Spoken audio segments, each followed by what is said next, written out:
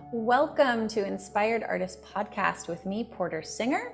I am here with Kirbanu today. She is an Australian mantra musician and voice empowerment coach who helps people connect to their authentic voice and use it with confidence, clarity, and impact in any situation. Ooh, I like that. In the last 10 years, she has given over 800 concerts and empowerment workshops in Europe and Australasia, and has performed at over 20 festivals and conferences. She practices yoga daily, meditates, and is committed to her own journey of authenticity. Her passion is to share practical tools that will help you break down any barriers that stand between you and your authentic voice and honest self-expression. Life is short. Her sincere wish is for you to live it fully by loving yourself completely and sharing your unique voice with the world. Well, this intersects a lot with the things that I do. I'm excited to talk to you about all of this. So let's get into it. Here we go. Hey, good to see you. Yeah, it's good to see you. So I've been following you a little bit on Instagram since you released a track with Songs of Eden, right? That's how we connected, I believe, right? Yeah, I think so. I think that must have been in like 2019 or something. I think that was On Namo Go to Dave Namo. That was the first one I did with him. Yeah. Okay. Yeah. That was a long time ago. We had a message thread to connect and then kind of never did. So here we are. Yeah, some things like this. Sometimes the ball drops, then we pick up the ball later and roll with it afterwards. Cool. So I think I'm going to take this off. I am wearing clothing, but it's actually getting quite hot in here. So I put that on. It does look like you're naked.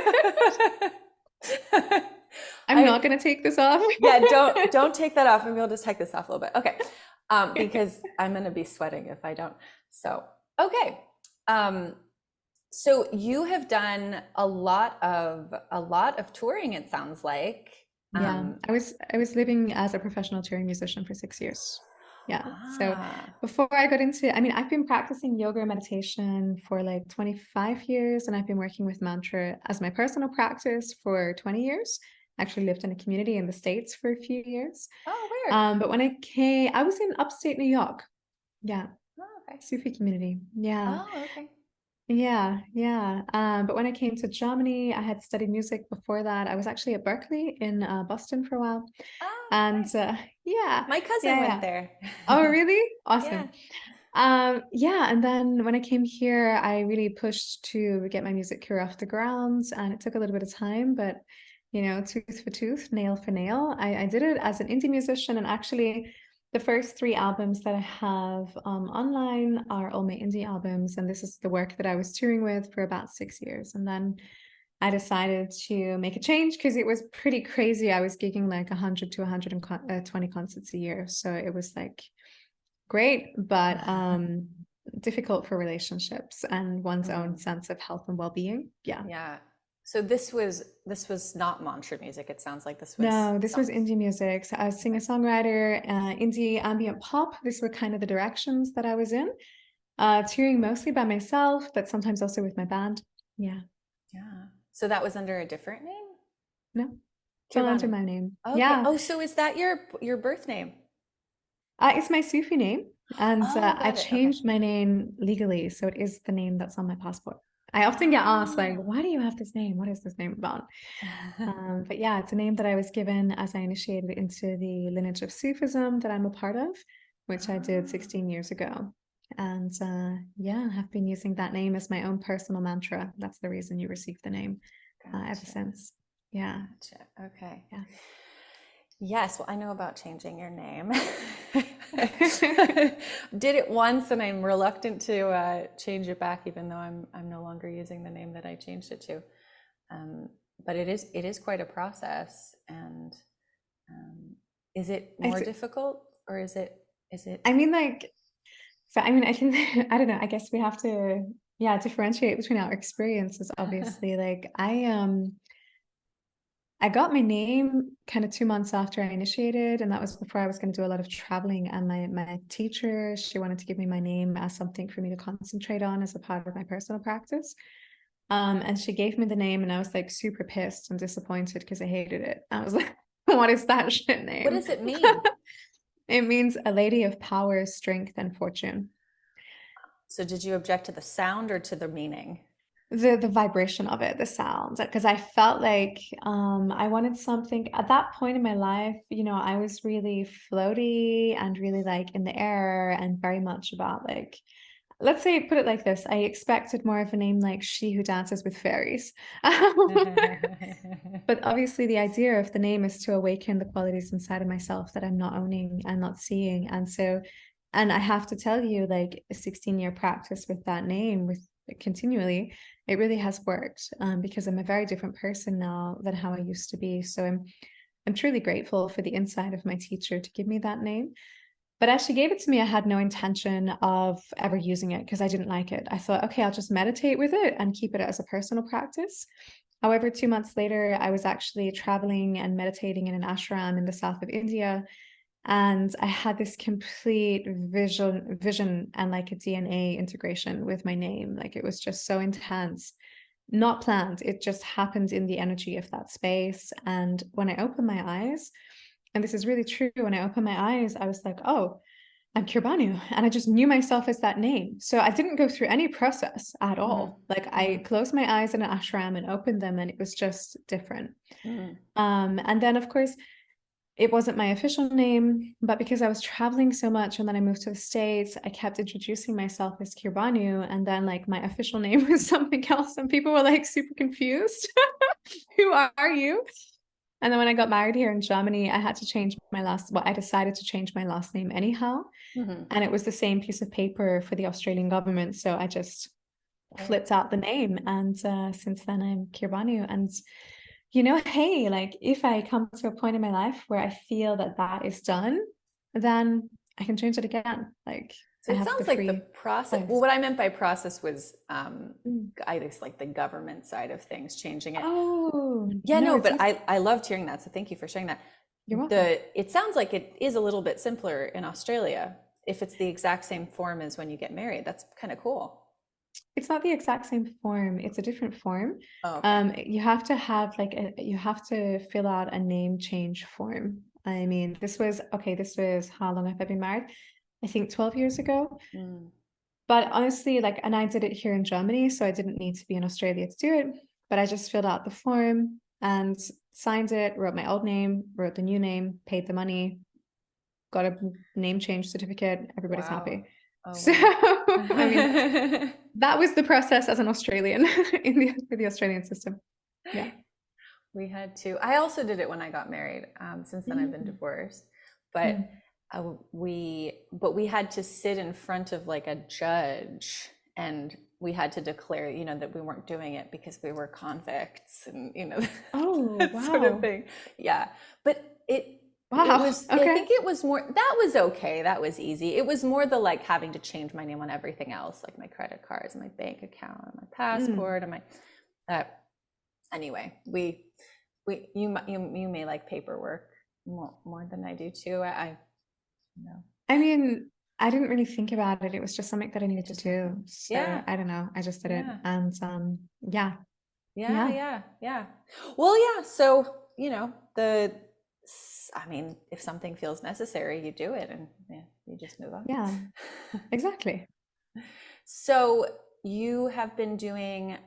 Remind me. You were doing the singer-songwriter thing for quite a while, and then you switched. Is your whole music catalog under still Kirbanu. like available? So like Yeah. everything is Yeah. Yeah. available, and then you added Yeah. the mantra stuff. Yeah. Okay.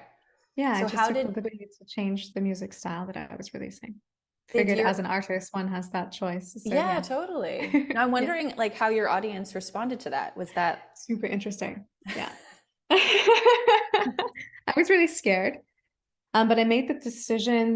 Well, it was something that I had to reflect on and think about for quite some time. It was something I felt, and then I needed to think about it for about 6 months to decide, is this what I'm going to do? Am I really going to switch this direction with my music? Am I really going to go in this mantra, yoga, wellness, meditation music direction? But as I said, it's something that was a part of my personal practice for like 20 years. And so it was very much who I am, but it's just who I hadn't shared that part of me so publicly before. And I was a bit nervous about that, to be honest, because it's so private. And then yeah, after reflecting, I was like, okay, I'm just going to do this. I'm going to release a mantra. And I spent like 2 months producing it and released it in the middle of 2018.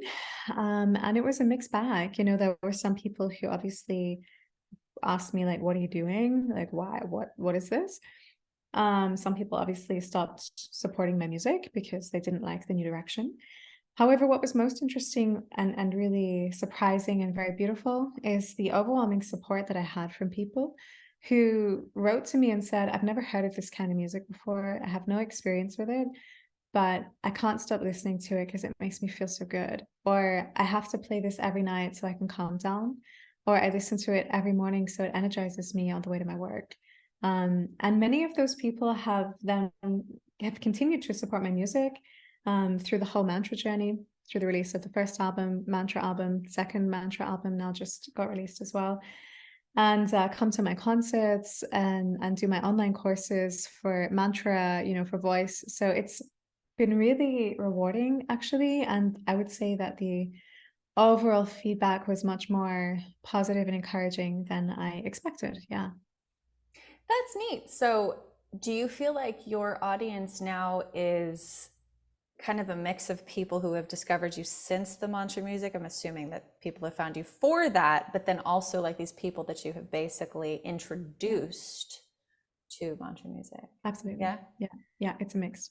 It's completely mixed. And I can see that Wow. because I have a good email community that I write emails for every week. And so I can see, and I've met many of them at concerts, and some of them have been to the early Indie Day concerts. And yeah, they're still a part of the community, which is really cool. That's really neat. Mm. How did you end up in Germany?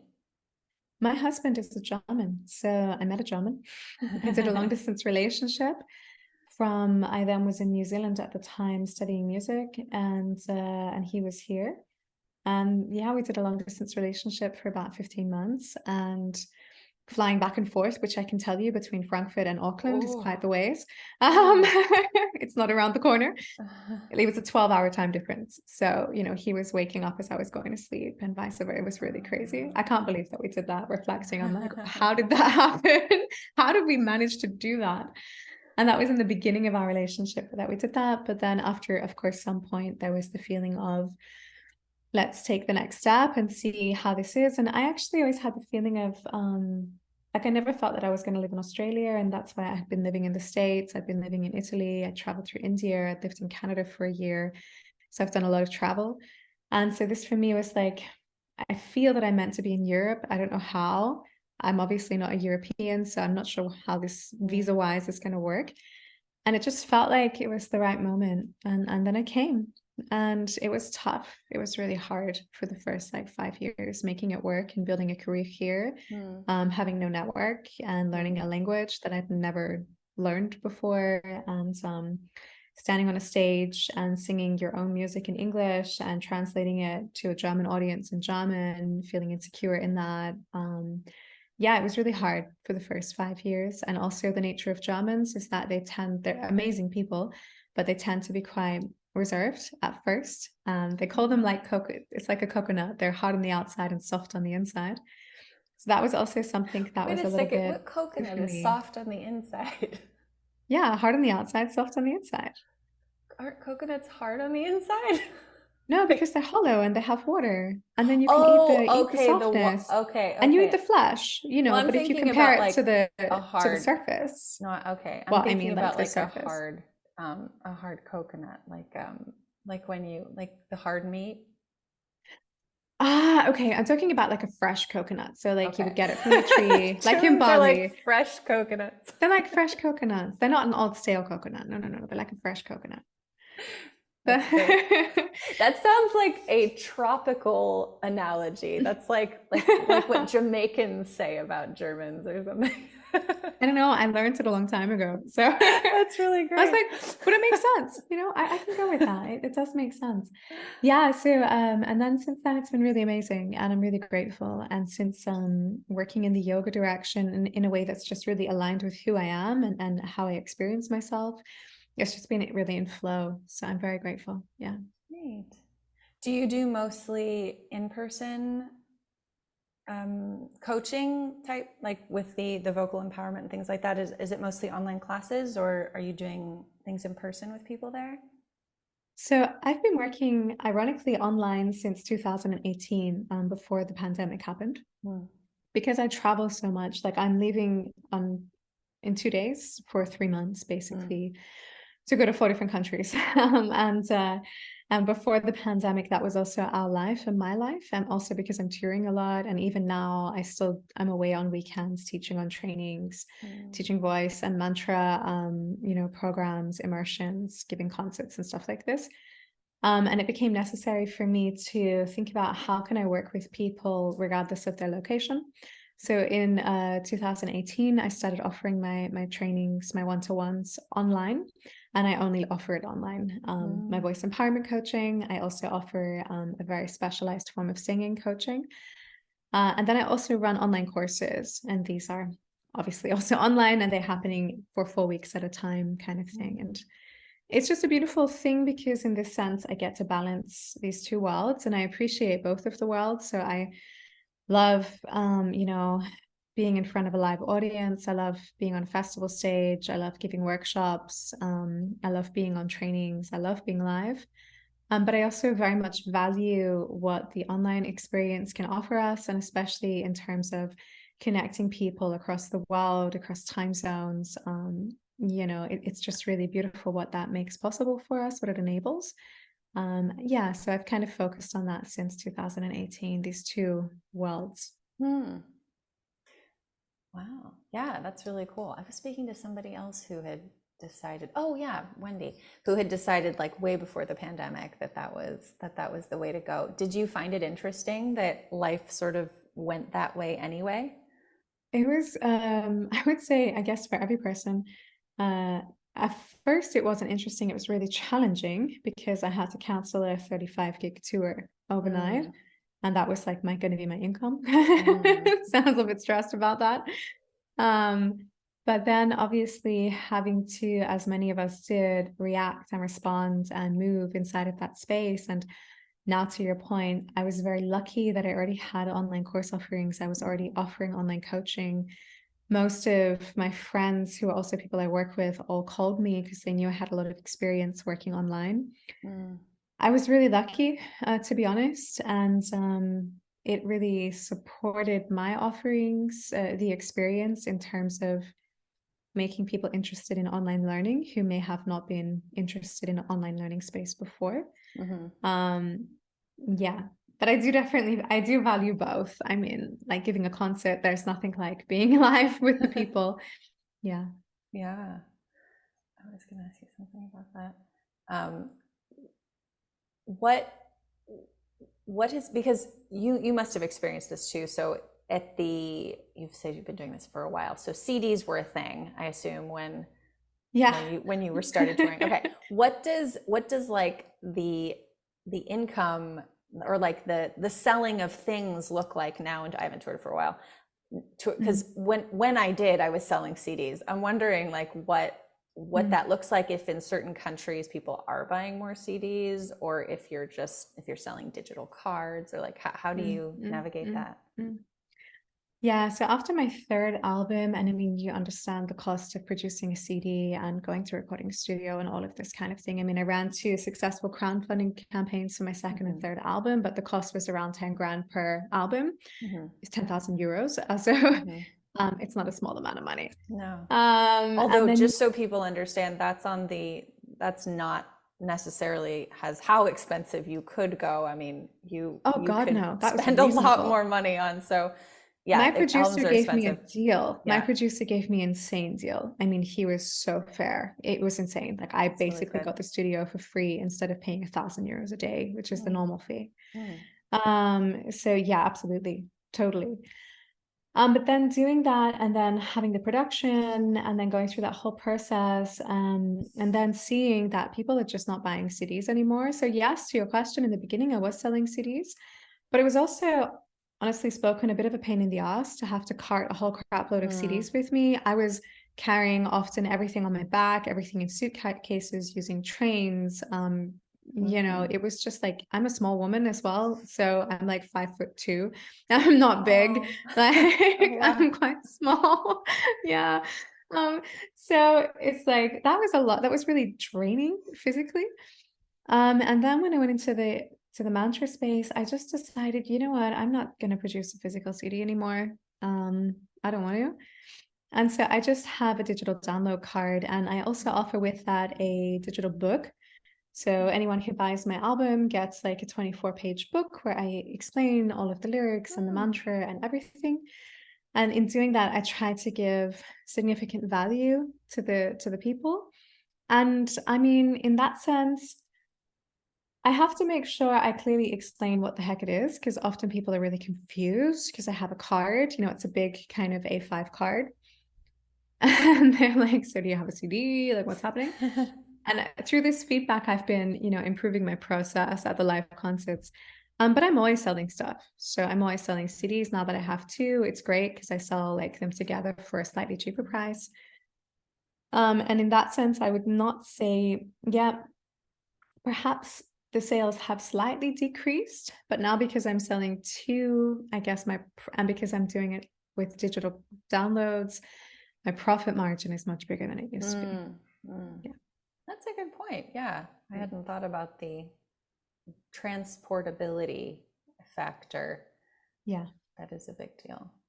Yeah. And it sounds like, yeah, I'm also thinking about like if you were touring in the United States, you'd probably be in a car where that wouldn't be as much of an issue. But yeah, if you're like using trains and yeah, wow.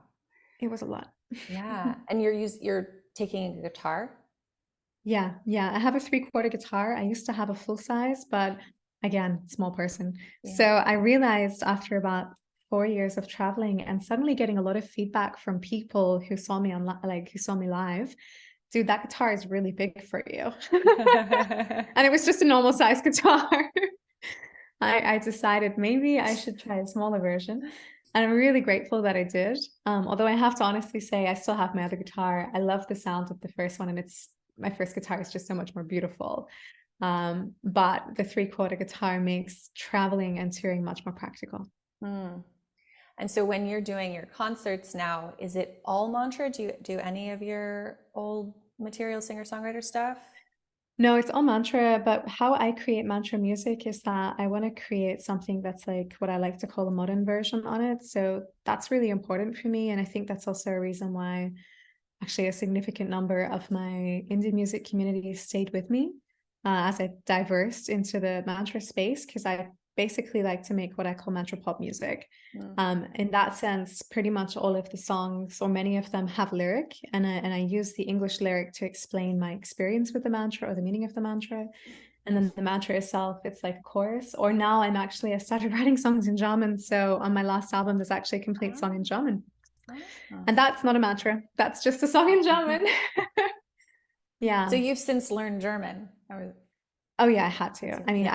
I was, as I said earlier, when I was touring, I was explaining my songs in German to the audience because they're German speakers, and I was playing English songs with English lyric, which for a German person who might be hearing an English song for the first time, it was just difficult for them. And I felt that I was creating an obstacle between my connection with my audience and me helping them drop into the essence of the music and allowing them, creating the space for them to really have an experience with the music, which is what I wanted.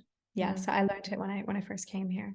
But it really took me like 5 years, 6 years to feel good. But now, I teach like the philosophy of yoga on yoga teacher trainings in German. So wow, that's and a all of different my kind online of German too.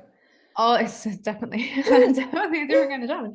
And all of my online courses and all of my online coachings I offer all of my courses and coachings in 2 languages. So everything is offered completely in English, and everything is offered parallel and separate completely in German. Yeah. Oh, that's really interesting. Yeah. What does that breakdown look like in terms of people who participate? Is it pretty even or? In recent time, it's more swayed towards the German community. Yeah, Oh, German wow. speaking. And I see that also with my listens and stuff. But it makes sense because, I'm mostly touring here. I'm mostly Mm-hmm. connecting into the community here. I'm quite well networked in that space in the Mm-hmm. German speaking world. So it makes sense. It's a bit Yeah. strange, obviously, as a native English speaker, but it's okay. Yeah. Well, how clever. That's really that's really cool. And there must have been also like a what would you say, like a little place for you to fit in there, because I assume that that's not as, as maybe popular in Germany. Maybe that's something that was like a need that you filled in that void of what you're teaching, right? Like, do you feel like there are a lot of other German people? Maybe I'm wrong. Are there a lot of other German speakers who are teaching like vocal empowerment and mantra and all that stuff? No, no. Okay, well, so there you No, go. definitely, it's definitely here. But I would also say in the English speaking world, to be honest, I haven't really met anyone teaching in the way that I teach, Mm, because it's really combining really specific and separate concepts from, working with beliefs and transforming beliefs and really coaching elements to classic singing concepts and speaking concepts. mm, So even in that space, I feel quite unique in that way. mm, And I guess that's, we need to, I mhm. think that's important that whatever we offer is really individual and our own. Let's talk about that then. We haven't talked about your courses and your coaching. Do you Sure. feel like chatting about that? Happy to. Yeah, yeah. So what does that look like? It sounds like In there's a terms few of, other, it sounds like there's a few things. It sounds like you mhm, do the courses. Are they yeah. courses that you interact with, or are they kind of a course that you buy and then they're pre-recorded? Yeah, so for the online courses, I offer different courses and I offer hybrid courses. That means that I have pre-recorded content which people go through on a weekly basis. And then either at the beginning of that week or at the end of that week, we meet for a live session on Zoom. And there's also a complete group support that goes through for that 4 week experience. So for me, it's really important that my participants feel that and know that I'm there with them. That they don't feel like they buy something and then it's done, Mm-hmm. but rather that we're going on this journey together. And I'm offering what I call Express Yourself. So this is my classic voice empowerment course. It's a course for speaking and self-expression, in that you're learning how do you use a voice in a mechanical way? How does it function? And then you're looking at the emotional psychological element of what do we need to do on a beliefs level to free ourselves from things like self-sabotage patterns, disempowering beliefs. We look at self-talk, we look at self-love, we look at self-acceptance, self-awareness, setting boundaries, developing self-confidence. So all of these things are the things that I explore inside of that space. And that's really work that has evolved over 15 years through my own journey and through my one-to-one voice empowerment coaching, as I've seen the needs of my clients and the problems that they've presented and the things that we need to go through together in order to help them heal and resolve those things and to get to the point that they wanted to get to in their journey. The other course is an online mantra course, and that's a 4 week journey into Bhakti. And so here we're looking at all things mantra and Bhakti. What does that mean? What does it mean to have a mantra practice? How can mantras help us in our everyday life? How can we use them? I mean, I call my albums Mantra Medicine, volume 1, volume 2, and it's just going to keep going until I decide to do something else. But for me, they're really like vibrational medicine that we can use to change our state, that we can use to, just like I've done with my name, and just like the experience has been with my name, to awaken elements of ourselves. But then also, what does that mean from the idea of love, and what does it mean to come from love, to move in love, to be love? What does that mean for our relationship to ourselves? So I'm always really interested in working on both of these levels. And of course, in the mantra course, we're doing a lot of singing as well as learning a whole bunch of mantras. So these are the two main courses. I also have a voice course for yoga teachers, which was the first course I developed in 2019, and a self-love course that I developed also in 2019. And that's the online stuff. And then Mm-hmm. there's also the one-to-one online coaching, which is really very specific, and it's very much focused upon what is this individual's needs, what are their goals and wishes, and how can I serve them? How can I help them evolve?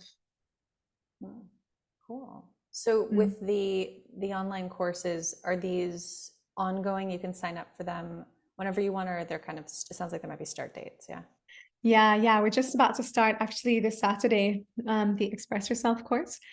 I generally run them once or twice a year. Okay. And next year I'm also contemplating doing a longer course. It's been percolating in me for about 3 months, and I need a little bit of time and space to just sit with it. But I feel something coming through that I think is going to be a bit more of a longer course, a little bit more specialized, and just with live sessions and maybe impulses throughout the week. Yeah. But I like this idea of, as I said, for me, I always want to drop into the depth with people. That's just the kind of person I am. And I prefer to go with my clients through their journey, as opposed to say, well, thanks for buying that and good luck. I mean, that's totally fine. And it works really well for some people. It's just not my journey, really. How do you handle the German English thing in those? I'm curious. I just switch all day between the two languages. Okay, but like when they sign up for the voice impact, or what was it called? Express Yourself. Is that going to be taught in English? So that's the English version of the course, and I advertise. So my whole website is offered in English and German, and that means that my whole sales funnel is offered in English and German, and that means that if they're in the German section, then they get sent to the German version of the course, which is called Befreie deine Stimme. Translated, that means free your voice.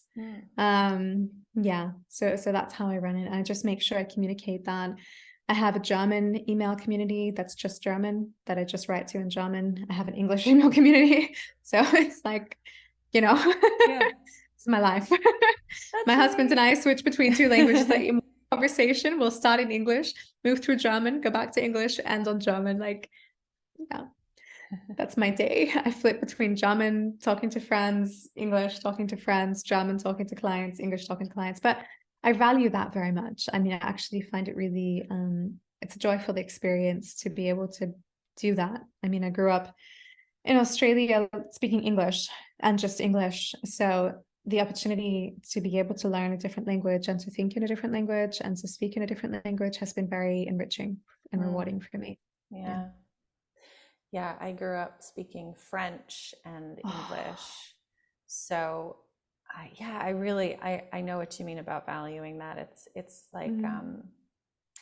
like using it. It's almost like when you haven't worked a muscle in a while, and then you like work it and you're like, oh, that's alive in me now. And like when I get to speak French, it's like a whole other part of myself is awakened that doesn't get used in the English speaking. So, and then it's kind of it's almost kind of like exciting to, it allows you to experience different parts of yourself, because the language that we use affects so much how we think. Everything. Our perception. Yeah, I completely hear you. And French is actually my favorite language. I'm learning French at the moment. I'm a complete beginner, but I started this year learning French. Yeah, I want to speak it. I live just 3 hours from Paris, so it's like, oh, fun. Yeah.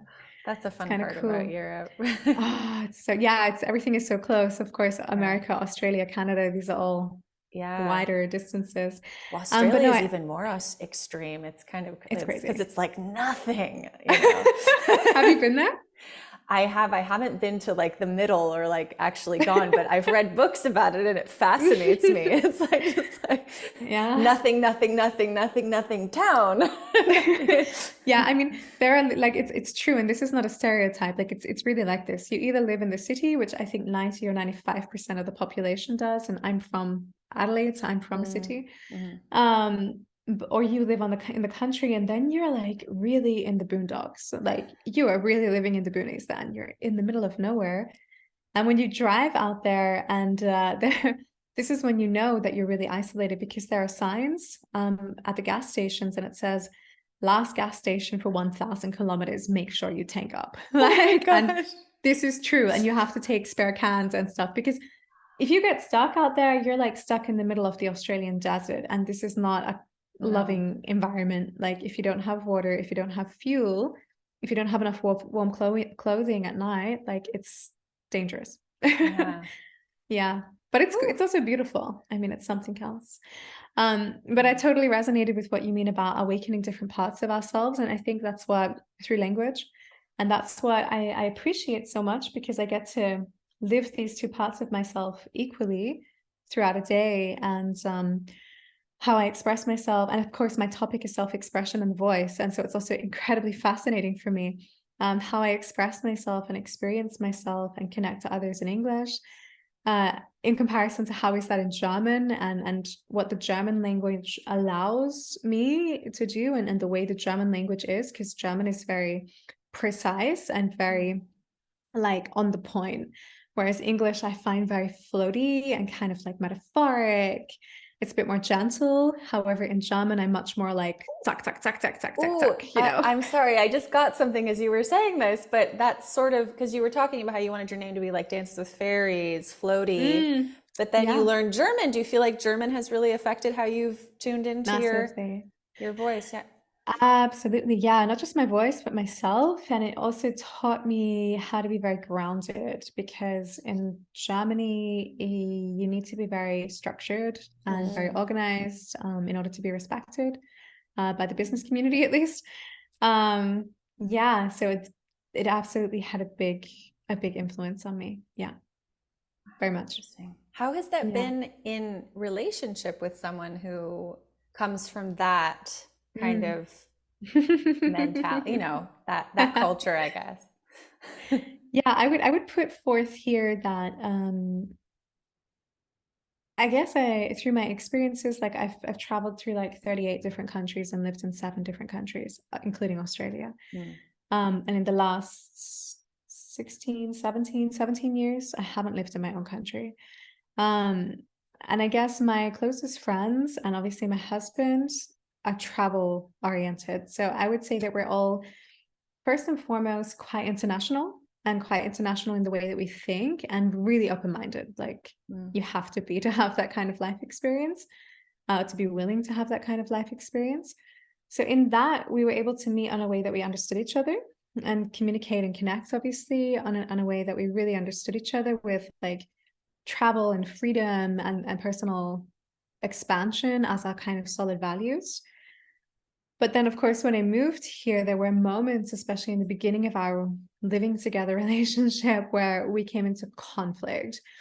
And it actually took us about 6 to 7 months to work out, stop, this is not our personal self, this is our culture and our Mm. cultural conditioning. And we actually had a moment, because we're both super reflective, which is Mm. very helpful. And so we actually had a moment where we sat down and realized this after a ridiculous argument where we both thought the other was completely nuts and insane. But we were like, wait, what is actually happening here? And that let us see, holy crap, cultural difference is a big thing, and cross-cultural communication and misunderstanding is a big thing, and it's real. Mm. And that gave us the awareness, and the compassion that we needed in order to meet each other halfway. Of course, we met in English. Like he, as a Mm. German, grew up learning English in the school and was traveling internationally, and that's how we met. But it also helped very much for me to learn his language, to a really high level, that we could actually really deeply and fundamentally understand each other. Because Mm. that's the other point. If you're with a person whose language is not your language, and if you're communicating either in a third language, like in English, or in one of your own languages, then the way you're experiencing that person is not their, let's say, their most natural way of experiencing themselves and expressing Mm. themselves. And I Mm. think that also is a disservice, to you getting to know them on a true and authentic level. And so this whole process really taught me that. And it taught me the importance of language, and it taught me the importance of the awareness of self-expression in language. And then, of course, in a cross-cultural partnership, to really understand the role that language has on the way we communicate with each other. That's a really interesting point that I don't think I'd ever considered in exactly that way about Mm. speaking to somebody in their own language. Yeah. Yeah.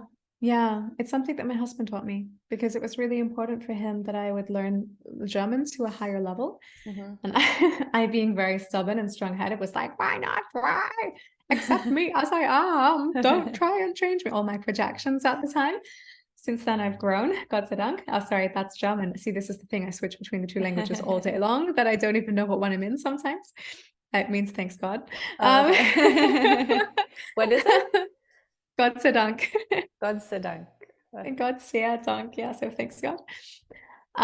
But yeah, he brought that to my attention, and now that my German is good enough, like at that level, I get it because sometimes I'm like, hey, dude, can you just talk to me in German? Because like you're a whole different kind of person in German, and I quite like the German version of you.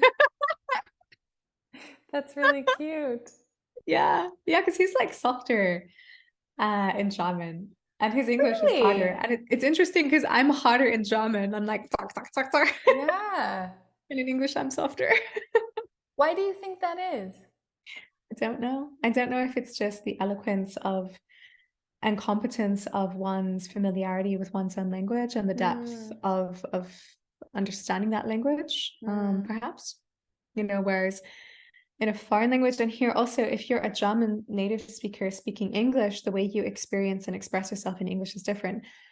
I am an English native speaker speaking German. mm, That means how I use the language, even though I try to always be conscious of speaking it well, still how I use the language is not like I don't have the nuances that a native mother tongue German does, mm-hmm, And mm-hmm. this also plays into that space, I think. Well, and I guess you would have to be more, I mean, I know this because I tried, my partner speaks Spanish. He's a Spanish speaker. Mm, And I mm, speak a decent amount of Spanish and I understand mostly all of it because of speaking French, but like yeah. speaking it is a lot more difficult for me. Anyway, but my point is that when I'm trying to say something in Spanish, there's this whole like translation process that needs to happen, which doesn't happen when I speak French because that's another mother tongue for me. So Yeah. even though I don't use it as much, but there's almost like a layer of self-consciousness, I guess, or Mm. like the inability to be completely free with I guess unless you just don't care about making mistakes, but I mean, I can tell the big story about that one. It's a great point, what you just said. And I always say that the German language killed my perfectionism. And I'm very grateful to it for that because I used to be a massive perfectionist and I really suffered under perfectionism. And then you can't like, I learned Italian in school, and now that I'm learning French, I find French much easier because I find it more familiar. Like with having English and Italian, it's like I can work it out kind of thing. But German was just really foreign to me, and the way the German grammar is, especially in the basic level, is complicated because they don't really have a clear rule system, which means that there's pretty much free room for error, as much error as you like. So if you're a perfectionist, you're going to have issues speaking that kind of a language to native speakers. And basically, I didn't speak a word. I was like so fearful and so like blocked, and yet now in my self-expression, like so just holding my voice inside because I felt so afraid of making mistakes and people thinking I was stupid. And I was standing on stages performing in front of hundreds of people trying to speak their language and feeling like a complete idiot and being super insecure and going into this complete drama with myself in my head, devil on my shoulder kind of thing, telling me all these disempowering thoughts. And about 5 years into that, I realized, I caught myself and I was like, hey, this is what's going on here. I need to change something. And so I really reflected on that and really did some inner work in order to change this disempowering thought. And I made a commitment, an agreement with myself. I was like, I don't care anymore. I've had enough. I have to speak this language. Like I cannot grow. I cannot do the work I want to do. I cannot do the music in the way I want to do it. I have to. Like, so I need to get over being fearful. I need to find the way to loving and compassionately work with myself and support myself through that fear, hold myself by the hand, really go inside, change these disempowering beliefs, which I did, and let go of this need to be perfect because it is not serving me, it's blocking me. And that's what I did. And then everything opened up to me and it became much easier. And to your point, I think learning the language here I feel like I learned it in the way that a kid learned it, because I learned it a lot just by listening to people talking for like 2.5 years. I just concentrated until I couldn't. My brain was just like, "Ugh," and I would have to sleep because it was too much.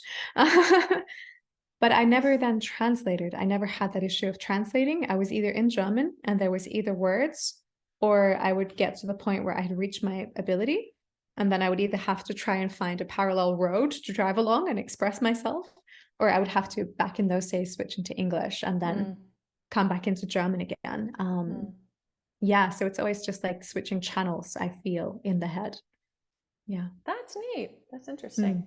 I think I read this thing once about how like past, I can't remember what age it is, but you know, from birth until let's say 7 or something, the way that you learn a language is completely different from, you know, 7 onward or whatever. But it sounds like you had kind of a birth to 7 experience. It feels like that. I mean, I haven't put myself into an MRI and scanned my own brain. No, but this is what I've heard too, that from the age 0 to 7, it's like you develop parallel neural pathways. And then afterwards they all back onto the same neural pathway. I'm not a neuroscientist, so don't quote me on that one. Please, if you're listening, find out. Something like that. It's something like that. But yeah, exactly. Yeah. But how going back to this idea of the experience, how I experience it is just like a switch. And I'm either in German and then I'm in German. And then I actually sometimes, if I'm in German for days on end, I actually have to force myself back into English because I like lose connection to English. And I'm like, oh my God, where is the language? Where is it? Which is a weird feeling because it's my mother tongue. And if my English deteriorates, then I'm like, oh God, where am I? You know? Do you have the opportunity to speak English with people who are native English speakers there, or is it mostly people who speak German? Yeah, I'm very integrated into the culture. So pretty much all of my friends are German, and I asked them that we speak in German. So in the beginning, we were talking English, obviously, because my competence in German wasn't good enough. But then with at least 75, 80% of those people, I switched. And any of my new friends, I forced them into German. I refuse to speak English with people. Even if they want to practice their English, I'm like, no, we're not doing this. I would just wear you down. That's funny. Yeah.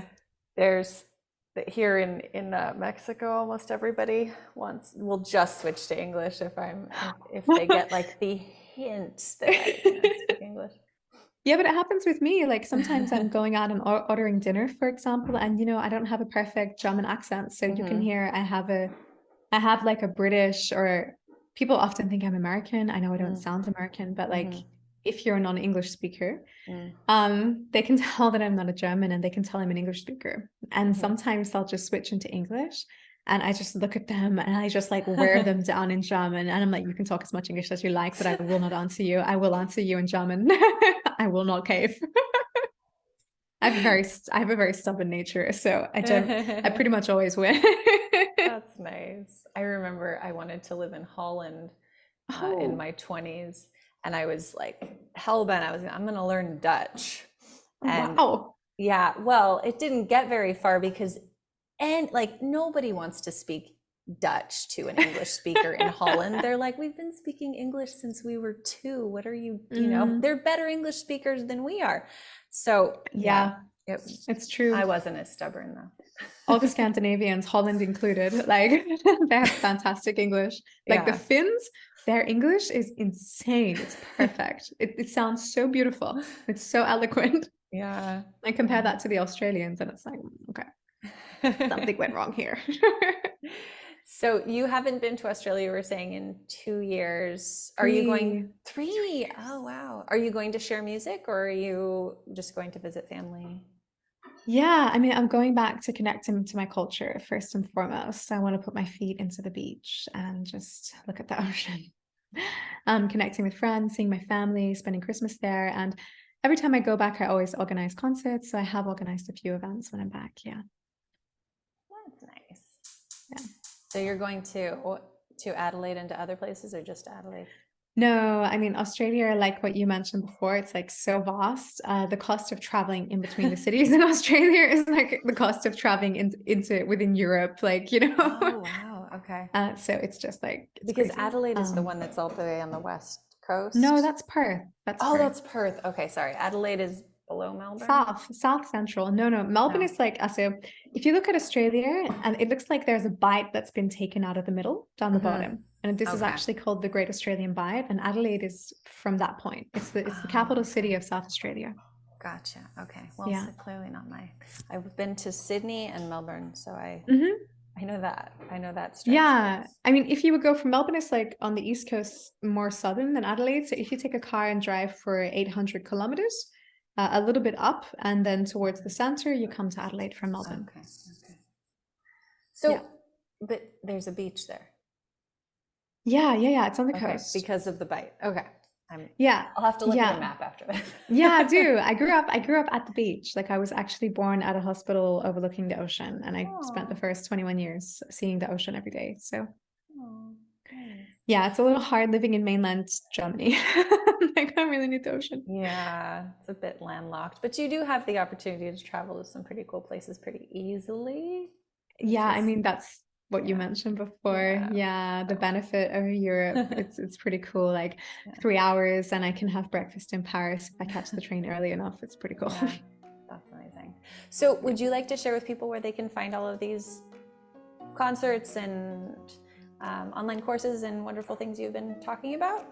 Of course. I mean, the easiest thing would be to have a look at my website. It's www.kirbanu.com. It's spelled K for Kylie, I for Iris, R for Robert, B for Banana, A for Apple, N for Nicole, and U for Umbrella. And under that same name, Kirbanu, you can find me on Apple Music, on Spotify, on Amazon, wherever you listen to music, on YouTube. You can connect to me on Instagram under the same name, Kirbanu. I'm pretty active there. And you're going to find everything under those places. Cool. So thank you so much for being willing to do this sight unseen. Hey. And it was really lovely getting to know you. You're welcome. Thanks for asking. Yeah.